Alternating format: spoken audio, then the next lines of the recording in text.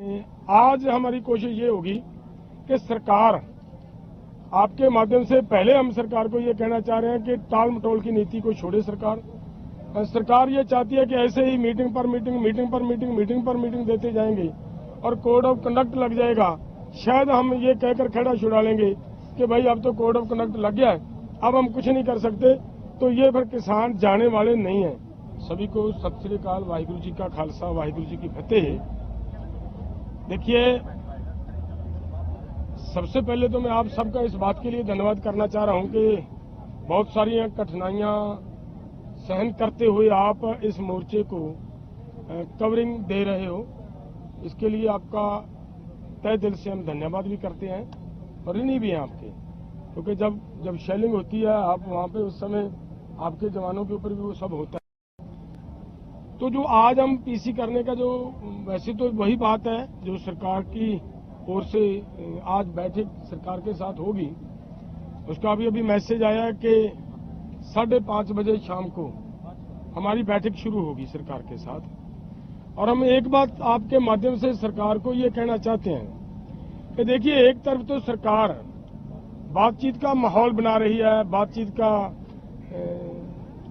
कोशिश कर रही है कि बातचीत के माध्यम से इसका मसले का हल किया जाए, लेकिन दूसरी तरफ जो हमें दिखने में आ रहा है, आगे जहां पे बैरिकेडिंग हुई है वहां पे पुलिस हो, कोई दिक्कत नहीं है, पुलिस ने अपना काम करना है। लेकिन जो हमें इन्फॉर्मेशन मिल रही है वो ये मिल रही है कि वहां पे कुछ ऐसे हैं जिनके ना नेम प्लेट है, ना उनके जो यूनिफॉर्म होनी चाहिए वो यूनिफॉर्म है। वो कौन लोग हैं जो वहां पे मतलब आगे तैनात किए हुए हैं, ये मैं आप सबसे निवेदन करूंगा, कृपया इस बात का भी थोड़ा पड़ताल करने की जरूरत है।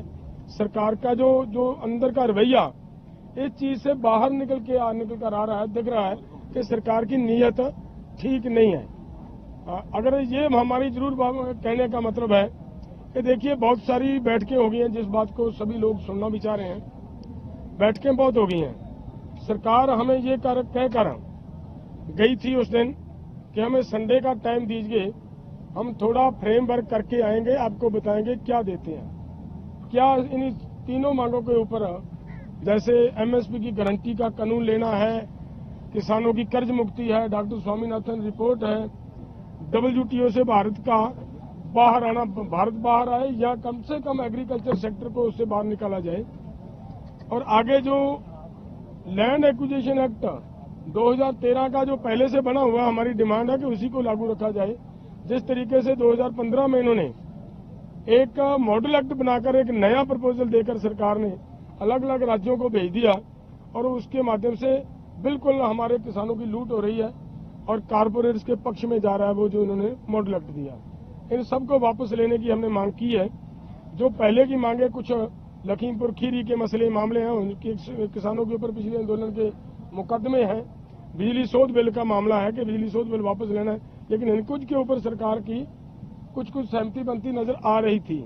लेकिन वो तो आंदोलन के दौरान पैदा हुए समस्या है, वो कोई मांगे नहीं है हमारी। जो आंदोलन आज सरकार में उनको ये कहे कि ये हमने तो बहुत सारी मांगे इनकी मान ली हैं, वो इनकी गलत बात है। सो आज हमारी कोशिश ये होगी कि सरकार आपके माध्यम से पहले हम सरकार को ये कहना चाह रहे हैं कि टाल मटोल की नीति को छोड़े सरकार ये चाहती है कि ऐसे ही मीटिंग पर मीटिंग देते जाएंगे और कोड ऑफ कंडक्ट लग जाएगा। शायद हम ये कहकर खड़ा छुड़ा लेंगे कि भाई अब तो कोड ऑफ कंडक्ट लग गया है, अब हम कुछ नहीं कर सकते, तो ये फिर किसान जाने वाले नहीं हैं। बाद में ये मत कोई कहे, जैसे पहले से ये कहा जा रहा है कि ये आंदोलन तो अदर पॉलिटिकल पार्टीज की ओर से स्पॉन्सर्ड है।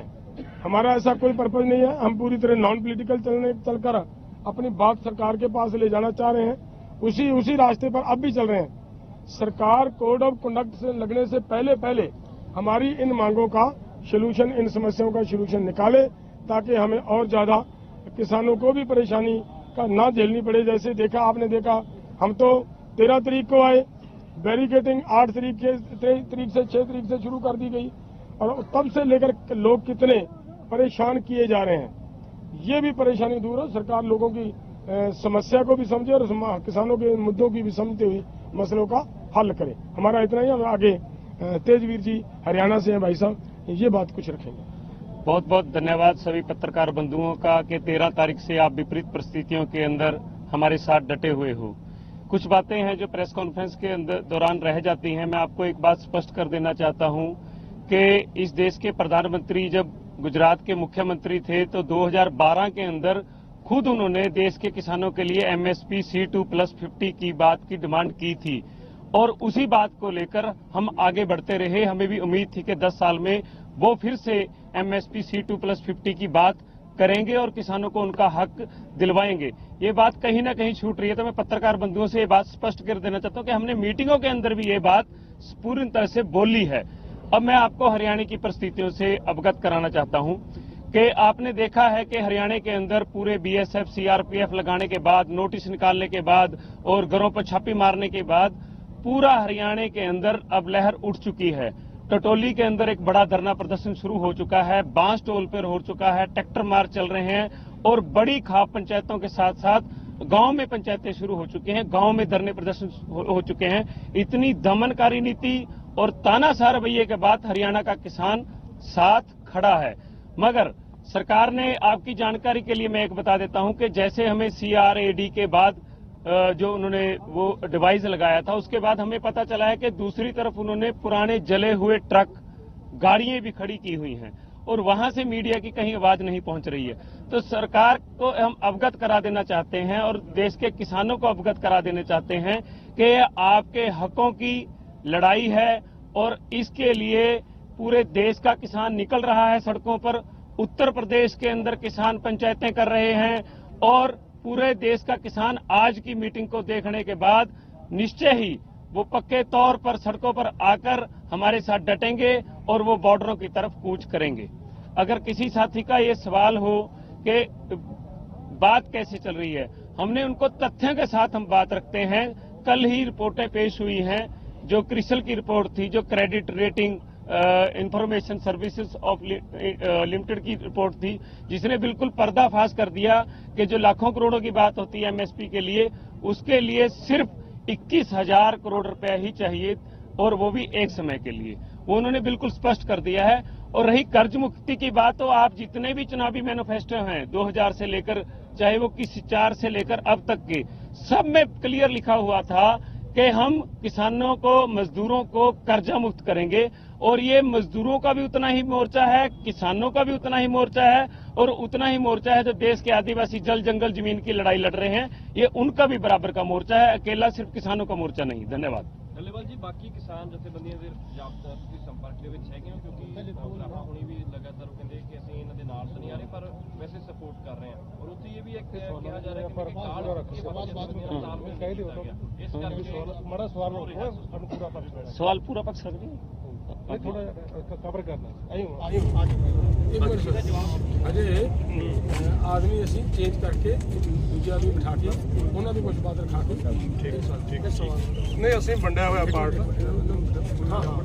ਇਹ 15 ਤਰੀਕ ਦੀ ਮੀਟਿੰਗ ਸੀਗੀ। ਭਾਜੀ ਕੀ ਕਰ ਰਹੇ ਹੋ?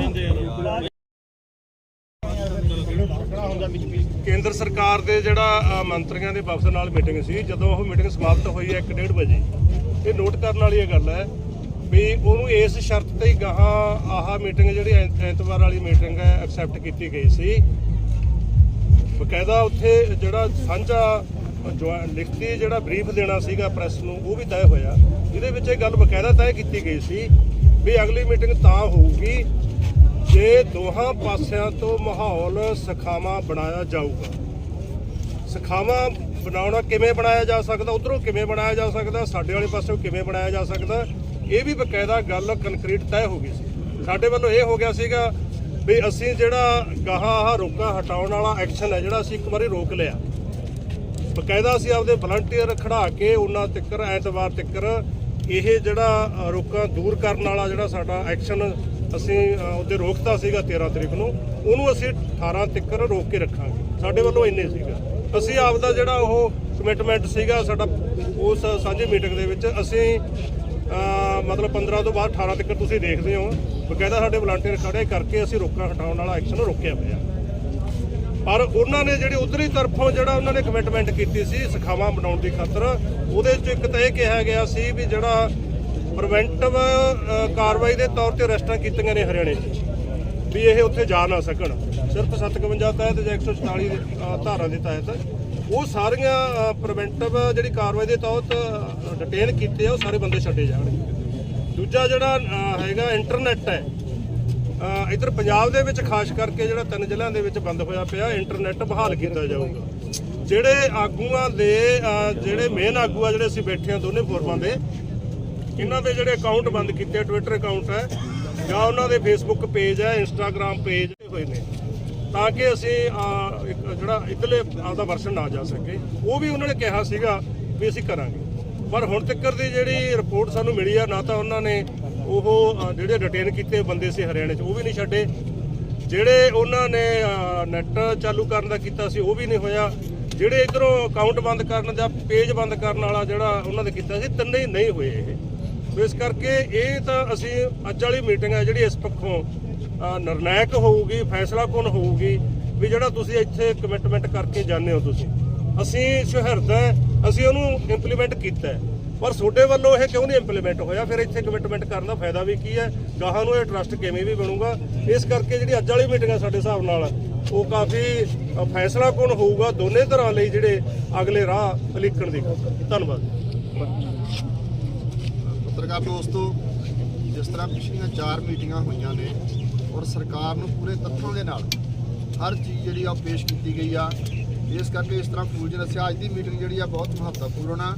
ਇਹ ਜਿਹੜੀ ਆ ਸਰਕਾਰ ਦੇ ਪਾਲੇ ਵਿੱਚ ਆ, ਜੋ ਅਸੀਂ ਉਹਨਾਂ ਨੂੰ ਪੇਸ਼ ਕਰ ਸਕਦੇ ਸੀ ਰਿਪੋਰਟਾਂ ਸਾਰੀਆਂ ਭੇਜਦੀਆਂ ਨੇ। ਉਹਨਾਂ ਨੇ ਟਾਈਮ ਮੰਗਿਆ ਸੀਗਾ 1 ਦਿਨ ਦਾ 2 ਦਿਨ ਦਾ, ਉਹ ਵੀ ਟਾਈਮ ਦੇ ਦਿੱਤਾ, ਲੇਕਿਨ ਮੈਨੂੰ ਲੱਗਦਾ ਕਿ ਅੱਜ ਤੋਂ ਬਾਅਦ ਜਿਹੜਾ ਵਾ ਟਾਈਮ ਜਿਹੜਾ ਵਾ ਉਹ ਸਰਕਾਰ ਦੇ ਉੱਪਰ ਨਿਰਭਰ ਕਰੂਗਾ ਕਿ ਉਹਦਾ ਰਵੱਈਆ ਕਿਸ ਤਰ੍ਹਾਂ ਹੁੰਦਾ। ਮੇਰੀ ਇੱਕ ਹੀ ਬੇਨਤੀ ਆ ਕਿ ਭਈ ਇਸ ਦੇਸ਼ ਦਾ ਪ੍ਰਧਾਨ ਮੰਤਰੀ ਆਪਣੇ ਵੱਲੋਂ ਬੜੇ ਬੋਲਡ ਡਿਸੀਜਨ ਲੈਣ ਵਾਸਤੇ ਜਾਣਿਆ ਜਾਂਦਾ। ਮੇਰੀ ਬੇਨਤੀ ਹੈ ਕਿ 80 ਕਰੋੜ ਲੋਕ ਇਸ ਅੰਦੋਲਨ ਨਾਲ ਜੁੜੇ ਹੋਏ ਨੇ, 80 ਕਰੋੜ ਲੋਕ ਇਸ ਦੇਸ਼ ਦੇ ਕਿਸਾਨ ਔਰ ਮਜ਼ਦੂਰ ਜਿਹੜੇ ਨੇ, 80 ਕਰੋੜ ਲੋਕਾਂ ਦੀ ਆਵਾਜ਼ ਸੁਣਨੀ ਜਿਹੜੀ ਉਹ ਬਹੁਤ ਜ਼ਿਆਦਾ ਜ਼ਰੂਰੀ ਆ। ਔਰ ਜੋ ਵੀ ਅੱਜ ਇਸ ਮੀਟਿੰਗ ਵਿੱਚ ਤੈਅ ਹੋਊਗਾ ਉਸ ਦਾ ਅਗਲਾ ਪ੍ਰੋਗਰਾਮ ਜਿਹੜਾ ਵਾ ਉਹ ਆਪਣੇ ਦੋਨਾਂ ਫੋਰਮਾਂ ਦੀ ਮੀਟਿੰਗ ਕਰਕੇ ਜਿਹੜਾ ਉਹ ਤੈਅ ਕੀਤਾ ਜਾਊਗਾ। ਧੰਨਵਾਦ।